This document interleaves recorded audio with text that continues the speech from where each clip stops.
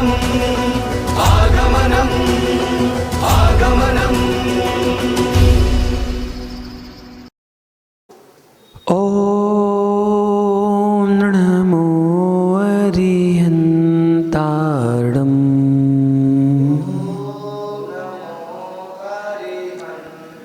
ॐ नमो सिरिसिद्धाणम्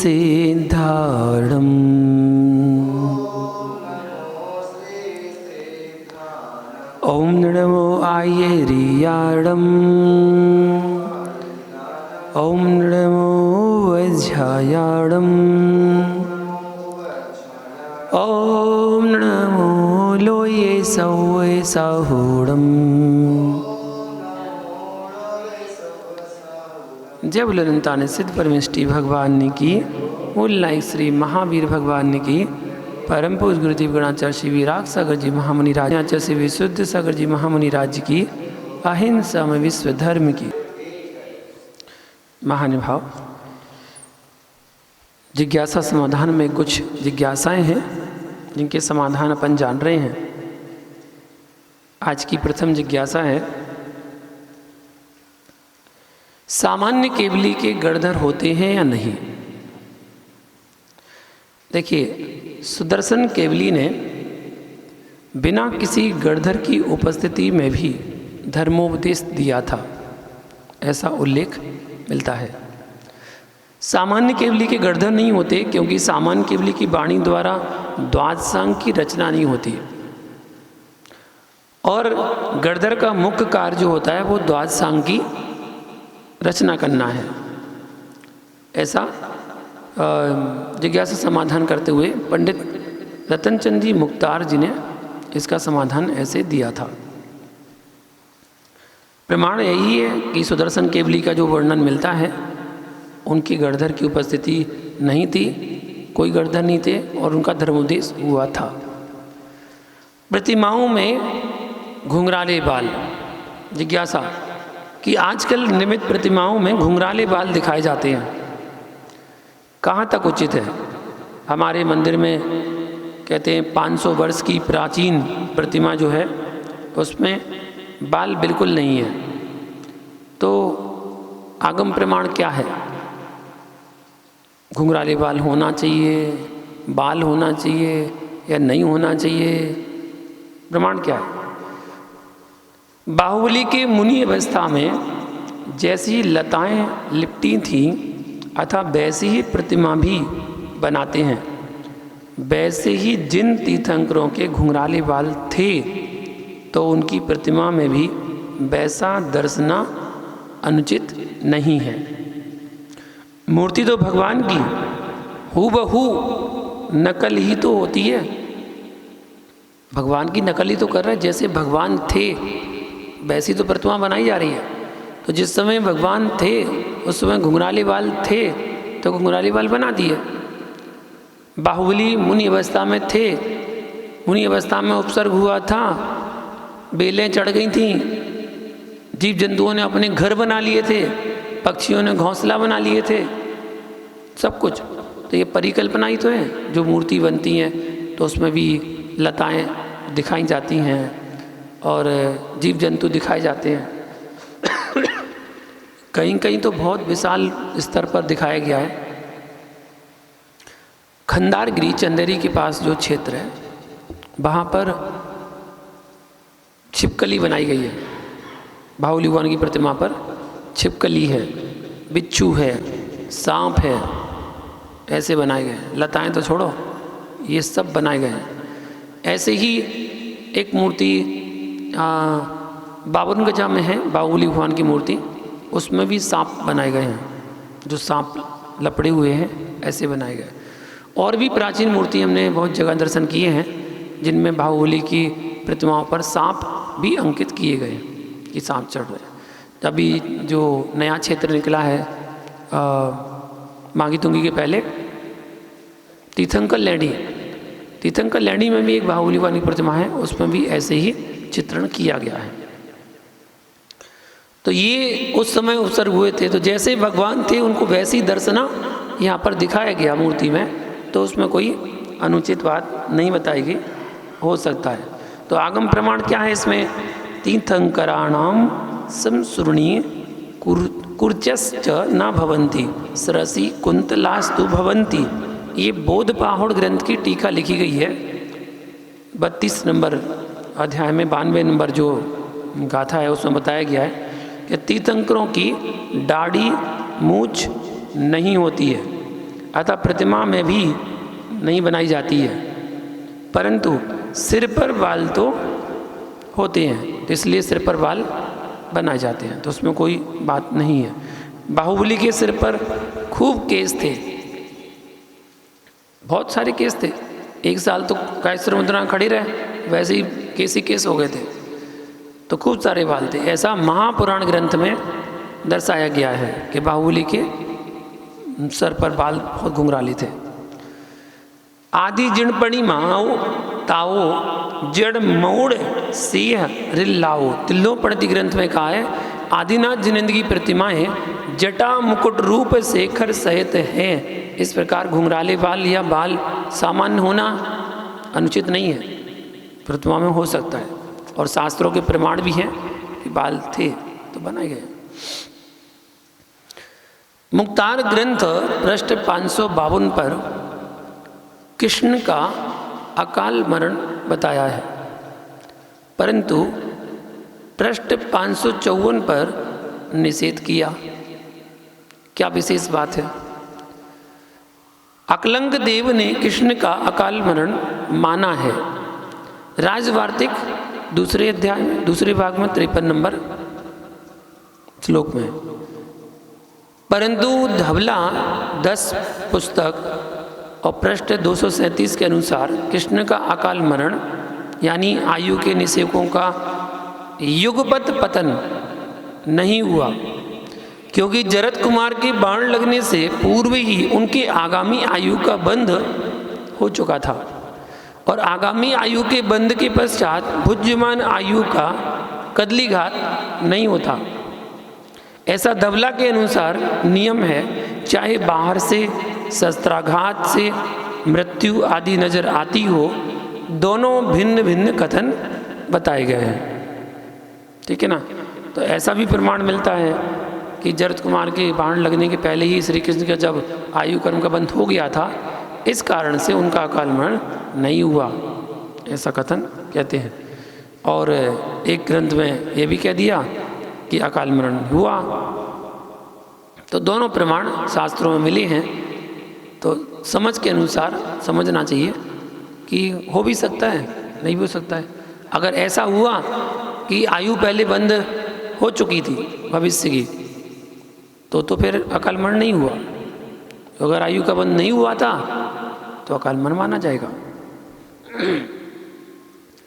नरसिंहपुरा जाति कब तथा किसके द्वारा उत्पन्न हुई? नरसिंहपुरा जाति, देखिए मैं नरसिंहपुरा जाति का हूँ, जवाहरलाल। इसके संस्थापक रामसेन थे। इसकी विक्रम संवत की 10वीं सदी में स्थापना हुई। गुरुबावली काष्ठा संघ नंदी तट गच्छ अनेकांत वर्ष 15 किरण 5 जैन धर्म का प्राचीन इतिहास दूसरे भाग में बताया गया है कि नरसिंहपुरा जो जाति है वो विक्रम संवत 10वीं सदी में हुई थी। अभी वर्तमान में कहाँ है इसकी जानकारी नहीं मिलती है। अब कन्नड़ तक हो तो पता नहीं। नरसिंहपुरा जाति एन्नारपुरा में, एन्नारपुरा नरसिंहरावपुरा जो है वहाँ पर इसको कहा गया है। नरसिंहपुरा एन्नारपुरा उसका शॉर्ट फॉर्म है एन्नारपुरा, और वहाँ पर ज्वाला मालिनी का बड़ा महत्व है, ज्वाला मालिनी देवी का बड़ा महत्व है, और वहाँ चंद्रप्रभु की बहुत आराधना है। चंद्रप्रभु भगवान की आराधना के साथ ज्वाला मालिनी देवी की आराधना भी वहाँ पर होती है। जैसे हुमचा पद्मावती का महत्व है, ऐसे ही एन्नारपुरा में ज्वाला मालिनी का भी महत्व बताया गया है। भगवान वासुपूज्य के निर्वाण दिवस का आगम प्रमाण क्या है? वासुपूज्य का मोक्ष कब हुआ था? देखिए 2 प्रमाण मिलते हैं। उत्तर पुराण में 58 सर्ग में मासे भद्रपदे ज्योत्स्ना चतुर्दश्या पराह्ने के विशाखायाम यायो मुक्तिम चतुर्ण ऋणव ति संयते।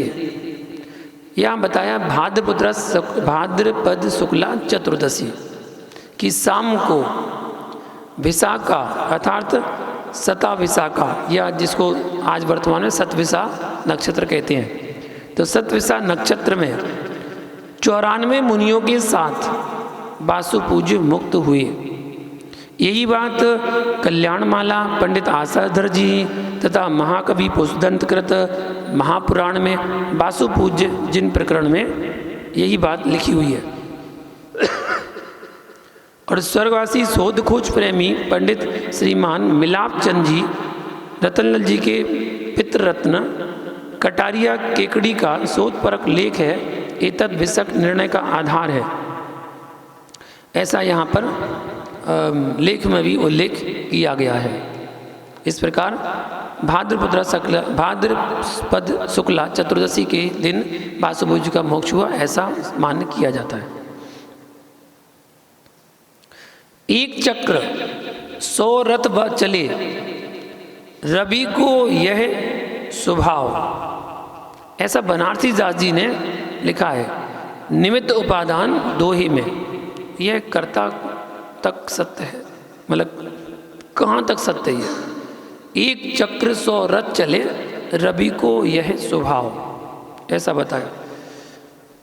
देखिए समाधान करते हुए कहते हैं कि न ही एक चक्र रथा प्रयाति, राजवार्तिक अकलंग देव स्वामी ने लिखा है, एक चक्र में रथ नहीं चलता, एक चक्र में रथ नहीं चलता, रथ चलाने के लिए कम से कम 2 चक्र चाहिए। तो एक चक्र में रथ नहीं चलता, सूर्य रथ नहीं है तथा सूर्य विमान भी चक्र नहीं है। सूर्य तो अर्ध गोलक के सदृश है, सूर्य बिंब के ऊपरी तल का जो विस्तार है वो 8/61 योजन है तथा बाहुल्य इससे आधा है। प्रत्येक सूर्य के 16,000 आभि योग्य देव होते हैं जो उसे खींचते हैं, अतः सूर्य का दृष्टांत विषम है, ऐसा तिल्लोपनिषद में बताया गया है। एक चक्र से कभी रथ नहीं चलता। सबसे पहले मोक्ष बाहुबली गए कि अनंतवीर गए? हाँ, वो तो आप कह रहे हैं, प्रमाण में क्या है ये पढ़ लें कि सबसे पहले मोक्ष कौन गए। तो सबसे पहले भरत के भाई अनंतवीर मोक्ष गए, ऐसा आदि पुराण में 24वें सर्ग में 181 नंबर श्लोक में बताया गया है। परंतु आदि पुराण 36वें सर्ग में 204 नंबर श्लोक में बाहुबली को चरम शरीरियों में अग्रणी मतलब मुख्य कहा है। वह मात्र इसी दृष्टि से कहा है कि बाहुबली की जो तपस्या है वो चतुर्थ काल के समस्त चरम शरीरियों में अग्रणी श्रेष्ठ थी तथा चक्रवर्ती तक को जीत लिया, इसलिए इसी दृष्टि से बाहुबली को चरम शरीरियों में मुख्य कहा, प्रथम मोक्षगामी नहीं। चरम शरीरों में मुख्य कहा अर्थात प्रथम मोक्षगामी नहीं। चर्चा समाधान पृष्ठ 62 64वीं चर्चा में कहा है कि भरत के भाई अनंतवीर नामक राजा ही सर्वप्रथम मुक्त हुए, बाहुबली नहीं। इस बात की पुष्टि सन्मति संदेश पृष्ठ 26 मार्च 1986 में भी की गई है। अतः सर्वप्रथम अनंतवीर ही इस हुंडा अवसरपड़ी में मोक्ष गए, ऐसा जानना चाहिए। आगे जिज्ञासा करते हैं कि कलिकाल तीर्थंकर एवं कलिकाल सर्वज्ञ में क्या फर्क है। कलिकाल सर्वज्ञ और कलिकाल तीर्थंकर क्या फर्क है, क्या अंतर है, तथा भारत की उत्तर एवं दक्षिण दिशाओं में कलिकाल तीर्थंकर इस पंचम काल के 20वीं शताब्दी में होना किस आगम में बताया है, एवं इस 20वीं शताब्दी के पहले इस पंचम काल में कलिकाल सर्वज्ञ कौन कौन से, कितने एवं कब हुए कलिकाल सर्वज्ञ। देखिए ऐसी जिज्ञासाएं हैं। और देखिए इसी में और जोड़ ही रहे हैं, क्या कलिकाल तीर्थंकर होने का कोई समय निर्धारित है? जैसे 500 वर्ष में एक कल्की होने वाला है, उपकल्की, 1000 वर्ष में कल्की और 500 वर्ष में उपकल्की होने का ऐसा प्रमाण मिलता है। क्या पंचम काल के कलिकाल तीर्थंकर के चतुर्थकालिक तीर्थंकरों की तरह पंचकल्याणक होते हैं? एवं इनके पंचकल्याणकों में इंद्र एवं देव देवियां स्वर्ग से साजो सज्जित होकर उत्सव एवं पूजन में दुंदुभी बाजों से आते हैं? क्या कलिकाल के तीर्थंकरों एवं सर्वज्ञों के समूह की रचना होकर दिव्यध्वनि का प्रसारण होता होगा? अगर होता है तो प्रमुख गणधर एवं अन्य कितने गणधर हुए हैं तथा आजकल उन गणधरों की दर्शन कहाँ हो सकते हैं? क्या कलिकाल तीर्थंकर एवं सर्वज्ञ का निर्वाण स्थल इनके समाधि स्थल को ही माना जाए? इन नए निर्वाण स्थल को निर्वाण कांड गाथा में निम्न पद को जोड़ दिया जाए ताकि इन कलिकाल तीर्थंकर एवं सर्वज्ञ को अन्य के साथ स्मरण करके पुण्योपार्जन किया जाए। 5 जिज्ञासाएं। देखिए समाधान करते हैं। इस पंचम काल मझार होए कलिकाल तीर्थंकर भय सोए, श्री आदि अकलिंकर महान मुनि मोक्ष गए उदगांव जान, इनके अनुयायी थे विमल सिंधु कलिकाल सर्वज्ञ भय इंदु, श्री संवेदा जल से मोक्ष जस जहाँ पर होता सबका कल्याण। ऐसा कथन किया गया है। अब करते हैं 5 बातों का समाधान। सबसे पहली बात का समाधान कि कलिकाल तीर्थंकर तथा कलिकाल सर्वज्ञ ऐसे शब्द मूल परमागम में नहीं आए, अतः ये शब्द मान्य नहीं है। जब मूलागम में ग्रंथ में है ही नहीं है शब्द तो उसको मान्य कैसे माने? वैसे कलिकाल सर्वज्ञ यह उपाधि श्रुत सागर सूरी को प्राप्त थी। वे वास्तव में अपने जमाने के सर्वोत्कृष्ट ज्ञानी, श्रेष्ठ प्रतिभाशाली व साहित्य मर्मज्ञ थे, लेकिन वे सर्वज्ञ नहीं थे। मर्मज्ञ थे, साहित्य के जानने वाले थे, लेकिन सर्वज्ञ नहीं थे। इसी कारण 3-4 जगह भूल भी उनसे हुई है। यह बात पंडित महेंद्र कुमार न्यायाचार्य ने तथा पंडित कैलाश चंद्र जी शास्त्री काशी ने अपनी अपनी कृतियों में प्रकट की है। अथाय आगम रूपण में कहीं भूल हो जाने पर भी उनकी दिग्गज विद्वता, प्रकांड ज्ञानीपने में कमी नहीं माननी चाहिए। भूल होना तो छद्मस्तों से संभव है, स्वभाव है, छद्मस्तों से तो हो सकता है। इसी तरह श्वेतांबर हेमचंद्राचार्य को कलिकाल सर्वज्ञ की उपाधि प्राप्त थी। उस महाविद्वान ने 3.5 करोड़ श्लोक प्रमाण साहित्य रचना की थी। वे अपनी शताब्दी के सर्वोपरि श्वेतांबर विद्वान थे, हेमचंद सूरी। पूज्यपाद को कवि तीर्थंकर, माणिक नंदी को भगवान, अभिनव पंप को साहित्य सर्वज्ञ तथा भगवत वीरसेन स्वामी धवल जयधवलकार को सर्वज्ञ की उपाधि प्राप्त थी। परंतु इतने पर भी ये सभी पूज्य महापुरुष यथार्थ में सर्वज्ञ या तीर्थंकर नहीं थे, परंतु इनकी प्रतिभा बेजोड़, साहित्य सर्वोपरि तथा ज्ञान प्रगाढ़ था तथा उस युग के ये मनीषी विद्वान थे। जब ये हुए उस समय के मनीषी विद्वान थे। इनकी रचनाएं कालजयी रहती हैं, कालजयी रत्न। इन उपाधियों की आज पुनरावृत्ति हो इसके पक्ष में भाई हम तो नहीं हैं, जो वर्तमान में आज किसी को भी कलिकाल सर्वज्ञ बोल देते हैं, तीर्थंकर बोल देते हैं और 25वें तीर्थंकर बोल देते हैं, तो आगम से तो विरुद्ध हो जाएगा ना। क्योंकि 25वां तीर्थंकर ना कभी हुआ है, ना कभी होगा और ना कभी हुआ था। भूतो न भविष्यति। 25वां तीर्थंकर तो कोई हो ही नहीं सकता।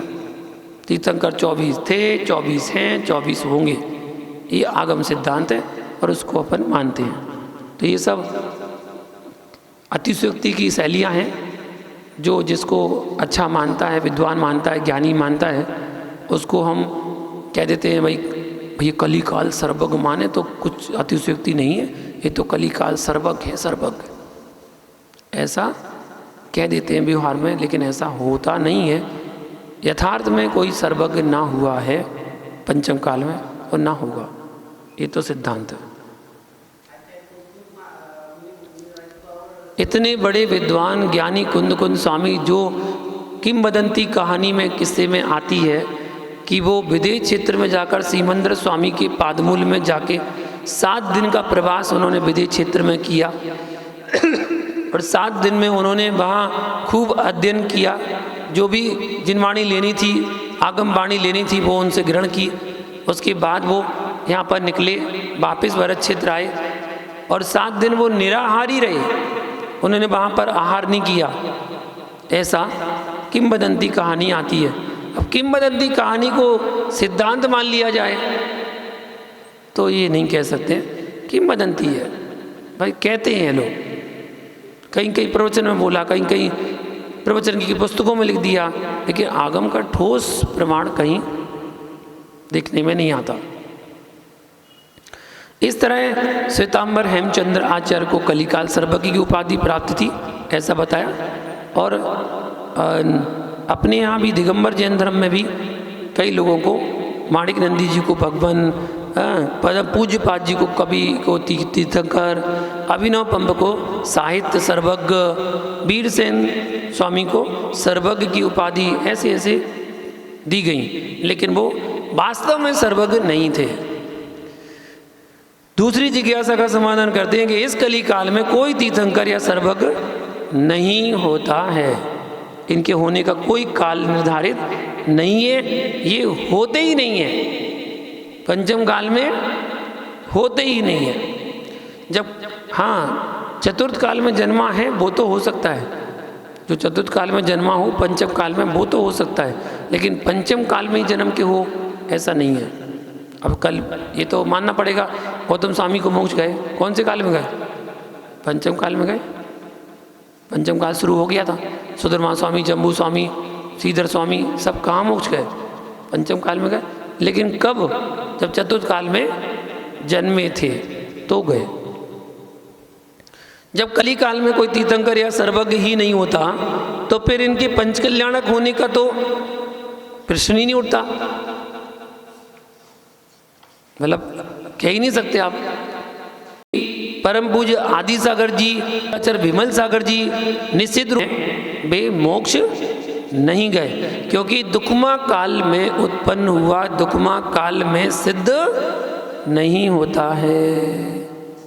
पंचम काल में जन्मा पंचम काल में मोक्ष नहीं जाता है, यह नियम है। सर्वार्थ सिद्धि 10वें अध्याय के 9वें सूत्र में, राजभारती के 10वें अध्याय के 9वें सूत्र की व्याख्या में प्रश्न नंबर 646 में ऐसा वर्णन दिया है। अरे पंचम काल में तो छायक सम्यक्त भी नहीं होता, ऐसा धवला पुस्तक दिया है कि पंचम काल में छायक सम्यक्त तो नहीं होता।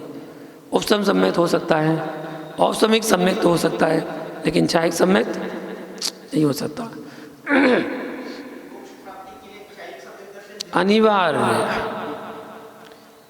ऐसे ही अगली जिज्ञासा जो की थी उसकी भी समाधान करते हैं कि पूज्य विमल सागर आचार्य भगवान उग्र तपस्वी तथा मूल गुणों के निर्दोष पीर पालक थे।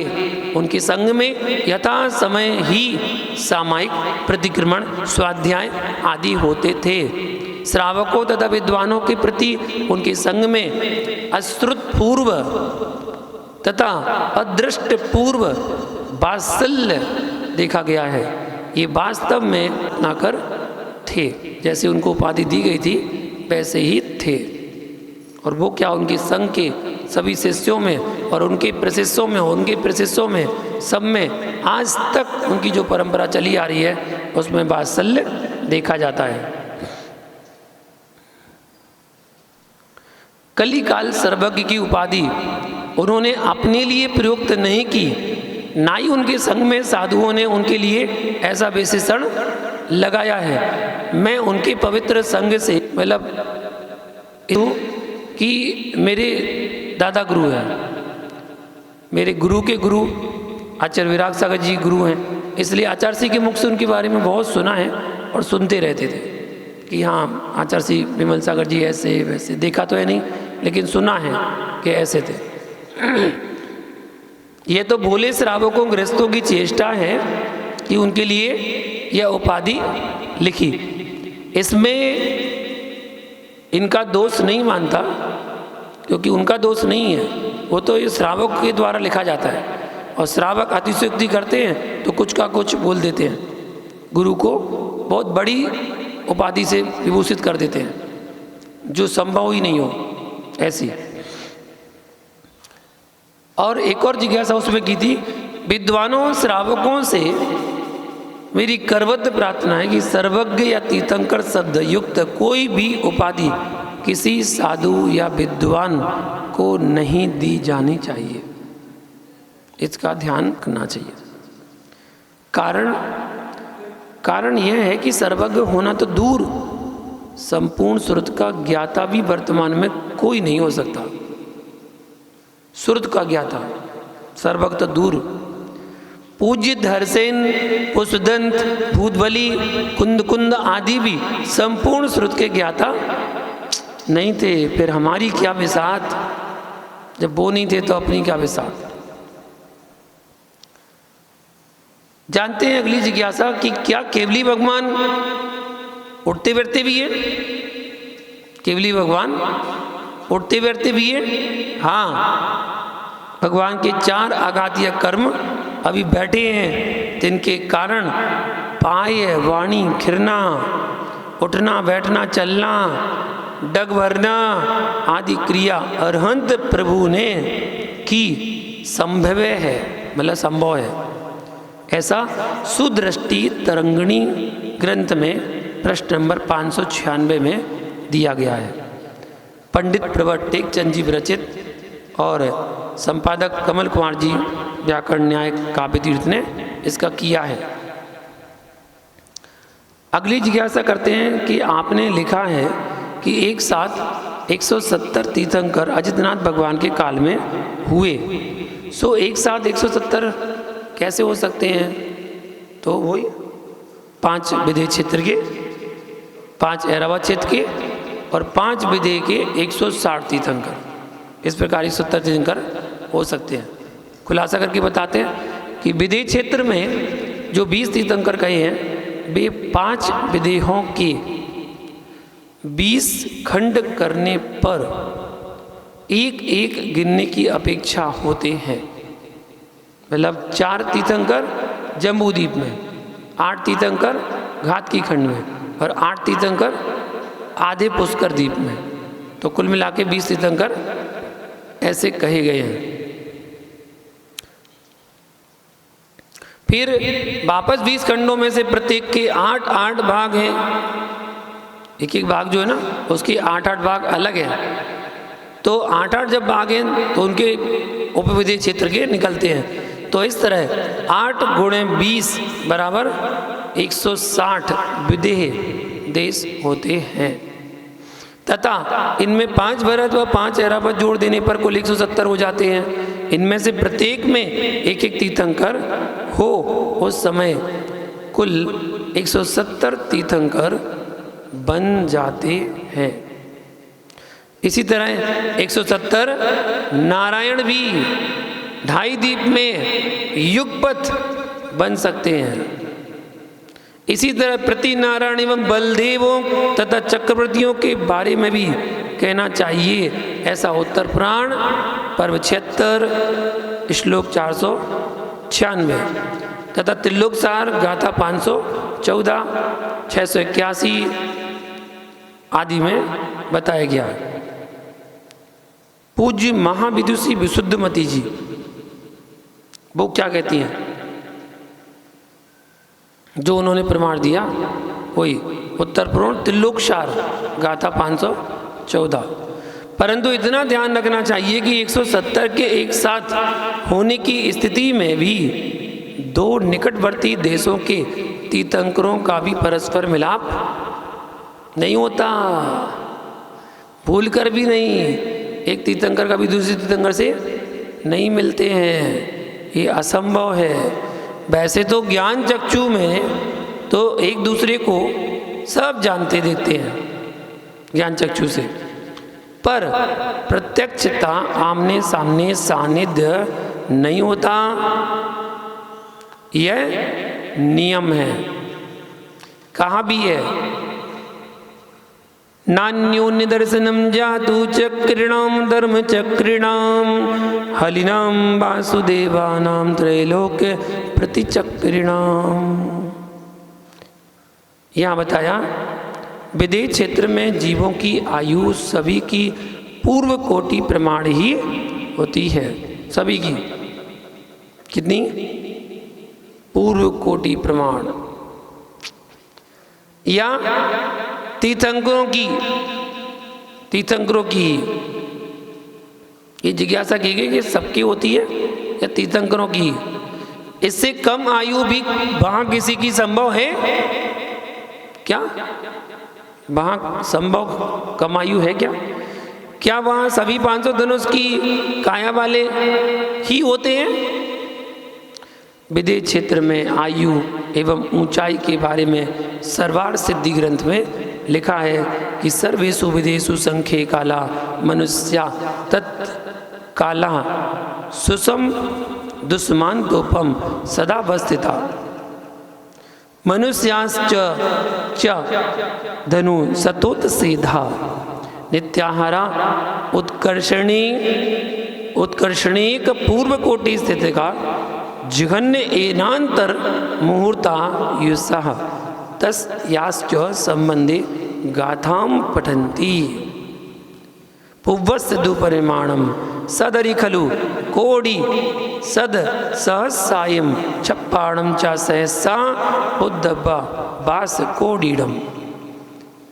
ऐसा सर्वार्थ सिद्धि ग्रंथ में टीका के माध्यम से बता रहे हैं। तीसरे अध्याय की 31 नंबर श्लोक की सूत्र की व्याख्या है। ठीक यही कथन राजवार्तिक में तीसरे अध्याय में 31 नंबर सूत्र की व्याख्या में दिया है। समस्त विदेह क्षेत्रों में संख्यात वर्ष की आयु वाले मनुष्य होते हैं, ठीक है। वहां पर सुखमा दुखमा काल के अंत के समान काल सदा अवस्थित है। सदा काल जो कहता हूं जैसा ही है वैसा ही है। मनुष्यों के शरीर की ऊंचाई 500 धनुष होती है। वे प्रतिदिन आहार करते हैं। उनकी उत्कृष्ट आयु एक पूर्व कोटि वर्ष प्रमाण और जघन्य आयु अंतर मुहूर्त प्रमाण होती है।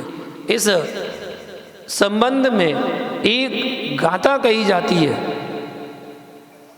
एक पूर्व कोटि का प्रमाण कितना है? एक पूर्व कोटि का प्रमाण 70 लाख करोड़ और 56,000 करोड़ वर्ष जानना चाहिए। 70 लाख करोड़ 56,000 करोड़ वर्ष, इतना प्रमाण जानना चाहिए। एक पूर्व कोटि का प्रमाण 70 लाख करोड़ और 56,000 करोड़ वर्ष करना जानना चाहिए। अर्थात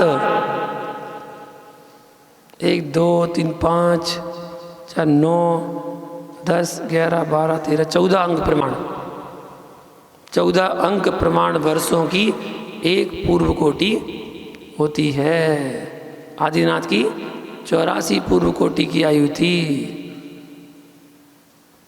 कल्पना करो कितनी थी। यह बात श्लोक वार्तिक भाग 5 पृष्ठ 356 पर है। धवल ग्रंथ में लिखा है कि एदाओ दोभी ओ गाहेणाओ भरे इराव एसु चेव होन्तीणा विदेशु तत् पंच धनु सद धनुषेद नियमा धवला जी। ऐसा ग्रंथ धवला में 4थी पुस्तक में दिया है। ये दोनों अवगहनाएं अर्थात 525 धनुष अवगहना और जघन्य 3.5 रत्नी प्रमाण भरत और ऐरावत क्षेत्रों में ही होती है, विदेह में नहीं, क्योंकि विदेह में 500 धनुष के उत्सेद मतलब ऊंचाई का नियम है, ऐसा नियम बताया गया है। धवला पुस्तक 4-45 नंबर गाथा में दिया है। आगे लिखा है कि पंचधनुष दुस्सेहा बिना भावित तादो, अर्थात विदित क्षेत्रस्थ संयत राशि का 500 धनुष की ऊंचाई के साथ अविनाभाव संबंध पाया जाता है, ऐसा धवला पुस्तक 4 में दिया गया है। मतलब 500 ही होती है, बाहुबली की तो 550 हो गई। इसलिए तिल्लोपगणति 4:58 भी द्रष्टव्य है। इन सब प्रमाणों से यही सिद्ध होता है कि विदेह क्षेत्र में सभी 500 धनुष की काया के ही होते हैं, वहाँ के सही में भी 500 धनुष की काया वाले ही होते हैं। धवला पुस्तक 4:45 नंबर सूत्र में व्याख्या की गई है। कहा भी है कि विदेह क्षेत्रों में जघन्य अवगहना भी कितनी होती है? 500 धनुष, 500 धनुष, जघन्य भी और उत्कृष्ट भी, दोनों में 500 धनुष प्रमाण है।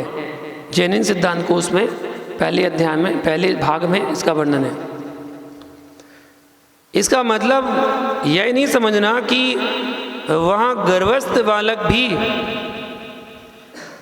500 धनुष ऊंचाई वाला होता होगा, अथवा जन्म लेते ही 500 धनुष ऊंचाई वाला हो जाता होगा। वह सब तो हमारे यहाँ के अनुसार अनुमान कर लेना चाहिए, लेकिन वहाँ सदा हमारे यहाँ के अवसर्पणी काल के चौथे काल की शुरुआत के समान ही सदा व्यवस्था पाई जाती है, ऐसा समझना। लेकिन हमारे यहाँ के उंडा अवसर्पणी काल के चौथे से तुलना नहीं करना चाहिए, क्योंकि इस उंडा अवसर्पणी में तो ऋषभ देव से लेकर महावीर प्रभु तक कोई भी तीर्थंकर एक पूर्व कोटि की आयु वाला नहीं हुआ, एक पूर्व कोटि की आयु वाला कोई नहीं हुआ, सभी इससे कम आयु वाले ही हुए हैं। आदिनाथ भी 84 लाख पूर्व, एक पूर्व कोटि नहीं, 84 लाख पूर्व की आयु वाले ही थे, पूरे 1 करोड़ कोटि पूर्व आयु वाले नहीं थे, एक पूर्व कोटि के नहीं थे, 84 लाख पूर्व के थे। विदेह में सभी तीर्थंकर एक पूर्व कोटि की आयु वाले ही होते हैं। कहा भी है कि धनुष 500 काय विराजे, आयु कोड़ी पूरब सब छाजे। सबकी आयु एक पूर्व कोटि की होती है, वहाँ पर घटती नहीं है। वहाँ तो आपको जैसे करना पूरी करनी पड़ेगी। विदेह के सभी तीर्थंकर 500 धनुष काया तथा 1 कोटि पूर्व आयु वाले हैं, लेकिन तीर्थंकरों के सिवाय अन्य जीवों को एक पूर्व कोटि आयु यहाँ पर नहीं मिले, ऐसी बात नहीं है। अन्य संख्या जीव भी पूर्व कोटि आयु वाले यहाँ देखे जाते हैं, पर इसका मतलब यह भी नहीं है कि वहाँ इससे कम आयु वाला कोई नहीं होता है। जैसे अपने यहाँ 100 साल वाला भी होता है, 110 साल वाला भी होता है, 90, 80, 70, 60 सब होते हैं।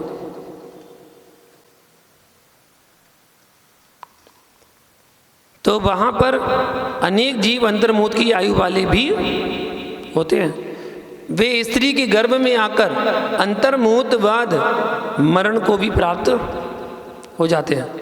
स्त्री को पता भी नहीं पड़ता कि मेरे गर्भ रहा भी या नहीं, ऐसी ही विचित्रता है जैसे कोई सौदर में ईशान स्वर्ग का देव या भूत राक्षस मरकर विदेह में स्त्री के गर्भ में आया, अंतर्मुद गर्भ में रहकर मरकर फिर वहीं पर जन्म ले लिया, मरा तुरंत जन्म ले लिया, अतः सौदर में ईशान स्वर्ग में देव हो गया या भूत आदि बन गया। भूत आदि बन गया मतलब देवगति में भूत जाति होती है। ये सब कुछ विदेह में संभव है, अतः विदेह क्षेत्र में भी अंतर्मुद आयु वाले भी बन जाते हैं। इसे यथागम अन्यत्र भी लगा लेना चाहिए। इसलिए कहते हैं कि ये नहीं बोला करो कि भरत चक्रवर्ती को इतना बैराग था कि कपड़े उतारते उतारते केवल ज्ञान हो गया। नहीं, अतिशयोक्ति नहीं, जो है सिद्धांत है उसको घटित करें।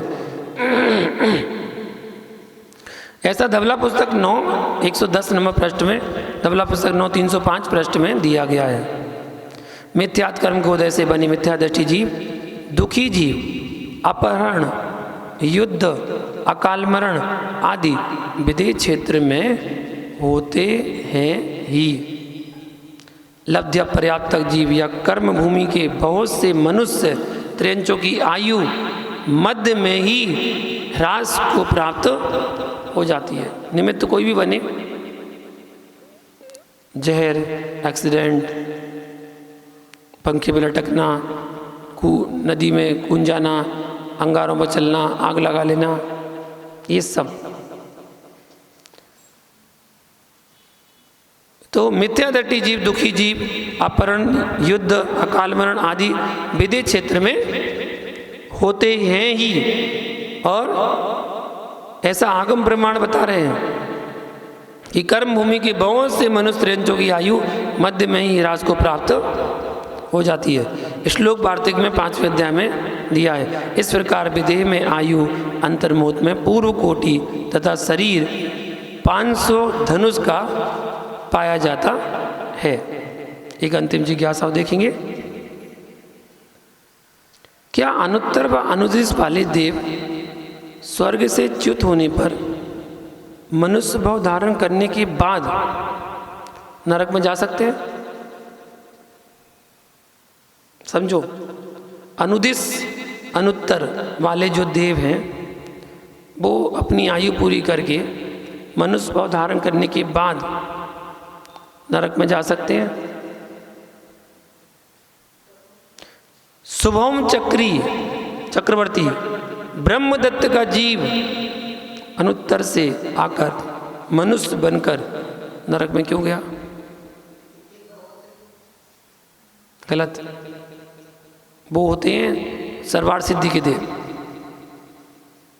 वो सर्वार सिद्धि के। यहाँ अनुत्तर अनुदिश की बात चल रही है, अनुत्तर अनुदिश, ठीक है। तो वो वहाँ से गए, तो ऐसा जिज्ञासा की जा रही है कि महापुराण में ऐसा लिखा है। समाधान सुनिए। कथम पुनर्विजयादि नाम द्विचर्मत्व, दो चरमधारी, द्विचर्मा, जो 4 अनुत्तर हैं उनमें द्विचर्मा है, और सर्वासिद्धि में एक चर्मा, मतलब वहाँ से सीधे आके मनुष्य में आके मोक्ष चले जाएंगे।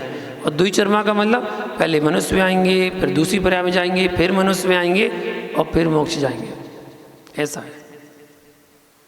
मनुष्य भवापेक्षया तथैव व्याख्या प्रगति दंड के भी धानाद देव भवापेक्षायामी चर्मत्व प्रसंगात। श्लोक वार्तिक ग्रंथ में 5वें अध्याय में बताया गया है कि विजयादिक आयमिंद्रों के द्विचरमपना किस प्रकार व्यवस्थित है। इसका समाधान यह है कि 2 मनुष्य भवों की अपेक्षा करते संते द्विचरमपना है, यानी विजयादिक से च्युत होकर मनुष्यों में उपज कर संयम लेते हुए पुनः विजयादिक में उपवाद कर पुनः मनुष्य जन्म लेकर सिद्ध हो जाते हैं। तो विजय आदि विमानों में 2 चरम शरीर वाले देव निवास करते हैं, तथा विजय, वैजयंत, जयंत, अपराजित तथा 9 अनुदिश विमानों के देव अधिक पनी से अंतिम 2 मनुष्य भवों को प्राप्त कर मोक्ष चले जाते हैं, ऐसा उल्लेख मिलता है। पुनरपि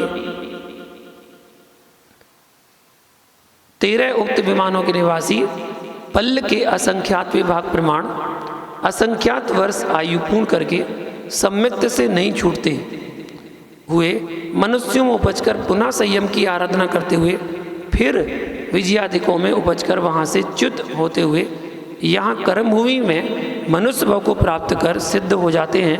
श्लोक वार्तिक की व्याख्या बताई गई। इससे सिद्ध होता है कि अनुदेश अनुत्तर विमानवासी मनुष्य बनकर नरक में नहीं जा सकते। वहाँ से आके मनुष्य पर्याय में आके मनुष्य से फिर विजय आदि में जाकर फिर मनुष्य पर्याय में आके मोक्ष जाएंगे। ऐसा धवला पुस्तक में 6 नंबर पुस्तक में 498-99 नंबर पृष्ठ पर लिखा हुआ है। अनुदिश विमानों के देव पर्याय से च्युत होकर के मनुष्य में ही जाते हैं। मनुष्यों में आकर उनकी मति श्रुत ज्ञान नियम से होता है, सम्यक्त नियम से होता है, संयम को नियम से उत्पन्न करते हैं। ऐसा धवला पुस्तक 6 में 499 नंबर पृष्ठ में दिया है।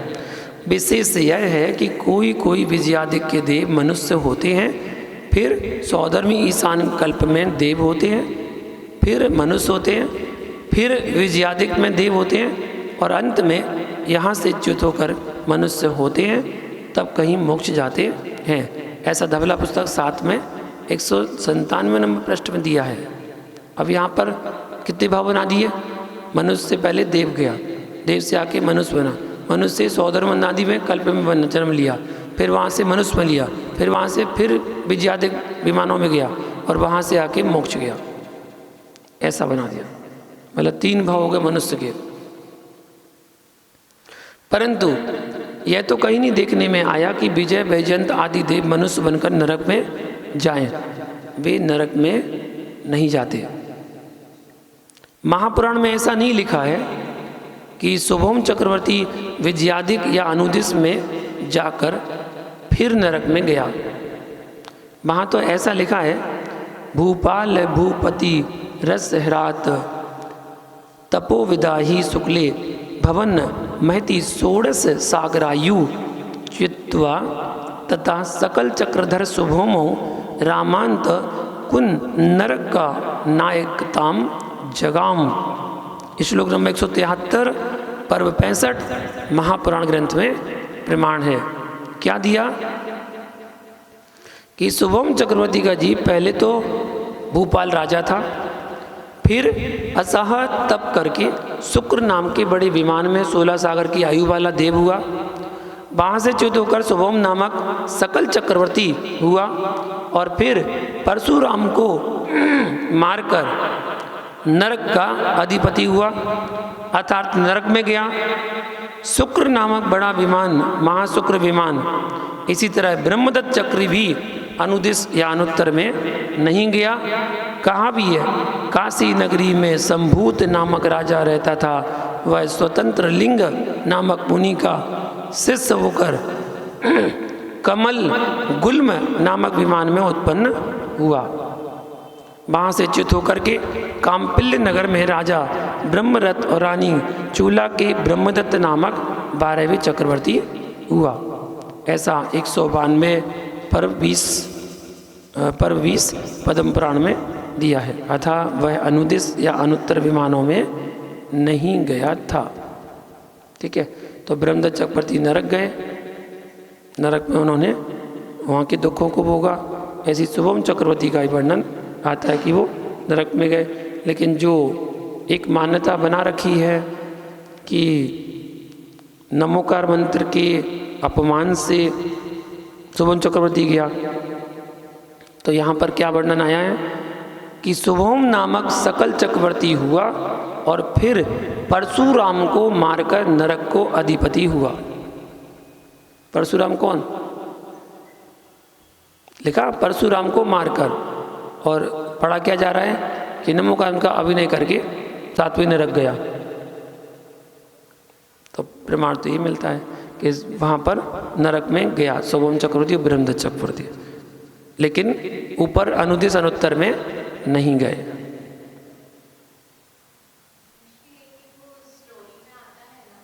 स्टोरी तो अपन कोई भी बना लो, स्टोरी तो बहुत सारी ऐसी बनी हुई हैं जो हमारी है ही नहीं है, बस केवल प्रचलन में आ गई हैं और उसको अपन कहने लगे, लेकिन वो सिद्धांत पे घटित नहीं होती हैं।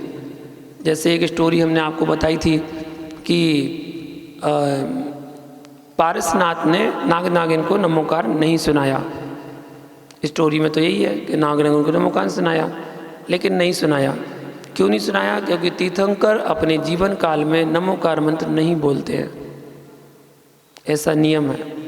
चाहे वो बचपन से लेकर मोक्ष जाने तक कभी भी नमोकार मंत्र नहीं बोलते हैं, यहाँ तक कि ओम शब्द का उच्चारण भी नहीं करते, क्योंकि वो स्वयंभू है, क्योंकि वो स्वयंभू है, स्वयं तीर्थंकर भगवान है। उनके लिए उनके गुरु उनसे बड़े कोई हैं तो वो सिद्ध भगवान। इसलिए जब वो दीक्षा लेने जाते हैं तो बोलते हैं नमः सिद्धेभ्या, सिद्धों को नमस्कार हो, सिद्धों को साक्षी मान के स्वदीक्षित हो जाते हैं। उनका कोई गुरु नहीं होता है, वो किसी को गुरु नहीं बनाते हैं, ना किसी के दर्शन करते हैं, ना मंदिर जाते हैं, ना किसी मुनि के पास जाते हैं, क्योंकि वो स्वयं भगवान है। इसलिए वो कहीं नहीं जाते। ऐसा नियोग है, नियम है। अब नियम है तो नियम है, ठीक है। और भी ऐसी बहुत सारी कहानियाँ हैं जो प्रचलन में आ गई, जो हमारे आगम संबंधित घटित नहीं होती हैं। जैसे कि नेमिनाथ की कहानी के बारे में मैंने आपको बताया था कि नेमिनाथ की बारात जा रही थी, तो बारात में मांसाहारी राजा चले गए। मांसाहारी राजा को क्यों बुलाया था? मांसाहारी राजा को क्यों बुलाया? वो तो अहिंसा का उद्घोष करने आए थे, तीर्थंकर जीव थे ना, तो फिर मांसाहारी राजा को क्यों बुलाया? और बुलाया चलो ठीक है, उनके लिए भोजन के लिए मांस की व्यवस्था क्यों करी? उदाहरण आप अपने ऊपर ले लीजिए कि मान लो सपोज आपके बेटे की शादी है या आपकी बेटी की शादी है, आपके यहाँ बारात आ रही है और बारात में जो दूल्हा है और दूल्हे के कोई ऐसे दोस्त हैं जो मांसाहारी हैं, अन्य संप्रदाय के दोस्त हैं, तो वो उसके साथ आ रहे थे दूल्हे के साथ, तो क्या उन दूल्हे के मित्रों के लिए आप क्या मांसाहारी भोजन बनाओगे? वो तो मित्र है ना उसके, तो मित्रों के लिए आप मांसाहारी भोजन बनाओगे अलग से? नहीं ना, वो तो आज नहीं बना रहे, आप आज नहीं बना रहे, तो फिर तीर्थंकर के काल में कैसे बनाने के लिए व्यवस्था की थी? ये सब कहानी दृष्टांत बना दिए, और जो सिद्धांत से घटित नहीं होती हैं, आगम से घटित नहीं होती हैं, वर्णन समझ में नहीं आएगा। तो अच्छी तरह से आगम का अध्ययन करने के साथ थोड़ा सा विश्व नरकगामी होने के लिए, वो तो उन्होंने अशोक का बंद ही किया था, नरक गति का बंद, नरक गति का उन्होंने बंद ही किया। ऐसा कोई उल्लेख नहीं आया, वो तो बस यही वर्णन गए थे, ठीक है ना, लेकिन क्यों गए इसका उल्लेख नहीं आता। देखो ब्रह्मदत्त रानी चूला बारह चक्रवर्ती हुए, नहीं आया। घेऊ चला आरती ओवाळू चला, दीप घेऊ चला आरती ओवाळू चला, चला जाऊया पावापुरीला, आज आनंदी आनंद झाला, आज आनंदी आनंद झाला। माशी त्रयोदशी दिवसी त्रिभुवन अवतरले, गीचा गंधनाद झाला, सिंहासन थर थरले, आनंदे आनंद झाला, आज आनंदे आनंद झाला। किती सांगू कुणा, भूलू नका संसारे, एक वेळा मंदिरे घेऊन शांत मनात, रागद्वेष सोडून कर्म गर्भ सोडून आपुणे शिशनवा, दुखे जातील पडून सुखते मिळून जन्मोजन्मीच्या फेराव सुख, आज आनंदे आनंद झाला, आज आनंदे आनंद झाला। किती सांगू मी सांग, चला आरती ओवाळू चला, दीप घेऊ चला आरती ओवाळू चला, चला जाऊया पावापुरीला, आज आनंदे आनंद झाला, आज आनंदे आनंद झाला। बोल वर्तमान शासन वीर वर्धमान महावीर भगवान की। जय बोलिए विभंजन सागर जी मुनिराज की। विभंजन सागर मुनिराज आज थारी आरती उतारूं। विभंजन सागर मुनिराज आज थारी आरती उतारूं। उतारूं थारी मूरत निहारूं। आरती उतारूं थारी मूरत निहारूं। विभंजन सागर मुनिराज आज करे आरो क्षेत्र सोन जन्म लियो है। माँ जिन वाणी को धन्य कियो है। विराग सागर जी के लाल आरती उतारूं। विभंजन सागर मुनि ध्यानी निर अभिमानी। शांति सुधारस के हो दानी। वाणी है सुखकार हरि आरती उतारूं। विभंजन आज करे आरती उतारो। आया छोड़ा सब परिवार आज थारी आरती उतारूं। विभंजन सागर मुनिराज आज करे आरती उतारो। मोक्ष बधु तुमको अति प्यारी। गुरु महिमा तुमसे जग जानी। करो जगत उद्धार आज थारी आरती उतारूं। विभंजन सागर मुनिराज आज करे आरती उतारो। स्वर्ण रत्नमयी आरती भाई। केवल ज्ञान मिले सुखदाई। युनिराज आज थारी आरती उतारूं। विभंजन सागर मुनिराज आज करे आरती उतारो। पांचवी आरती साधु तिहारी। कुमति विनाशक शिव अधिकारी। शरण में ले लो जिन राज आज थारी आरती उतारूं। विभंजन सागर मुनिराज आज थारी आरती उतारूं। आरती उतारूं थारी मूरत निहारूं। आरती उतारो थारी मूरत निहारो। विभंजन सागर मुनिराज आज थारी आरती उतारूं। जय बोलिए परम पूज मुनि श्री 108 विभंजन सागर जी मुनिराज की। जयकारा गुरुदेव का।